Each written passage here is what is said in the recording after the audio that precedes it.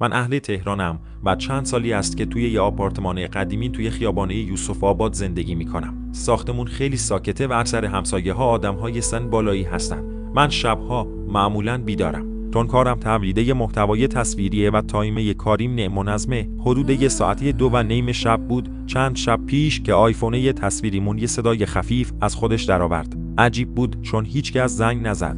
فقط یه تق کوچیک از اسپیکرش اومد. حس کردم شاید برق ضعیف شده یا یکی از همسایه‌ها دکمه اشتباهی زده. بیخیال شدم. ولی شب بعدش درست همون ساعت آیفون دوباره یه صدای خیلی آروم داد. این بار رفتم تصویرش رو روشن کردم. اولش چیزی معلوم نبود، فقط تاریکی بود، اما بعد چند ثانیه انگار یه سایه خیلی سریع از جلدی دوربین رد شد. قلبم تند زد، ولی باز با خودم گفتم شاید خیالاتی شدم. شب سوم صدا نیومد، ولی یه پیام واتساپ داشتم. شماره ناشناس بود، بدون یه عکس یه پروفایل، فقط یه جمله فرستاده بود: چرا درو باز نکردی؟ یخ زدم. باورم نمیشد. شماره رو بلاک کردم و دوربین ی آیفون رو چک کردم، ولی چیزی توی حافظه‌اش ذخیره نشده بود. شب 4 اصلا نخوابیدم. یه چاقوی آشپزخونه گذاشتم کنار یه تختم و لامپه راهرو رو روشن گذاشتم.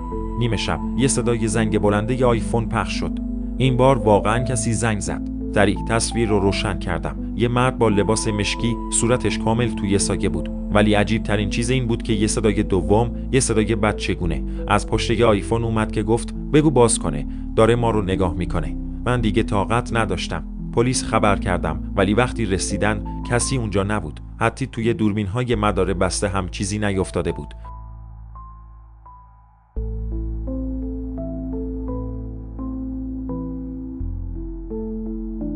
ولی یه چیزی هنوز هست. هر شب ساعت 2:30 یه صدای خیلی ضعیف از آیفون میاد. صدایی که فقط من میشنوم.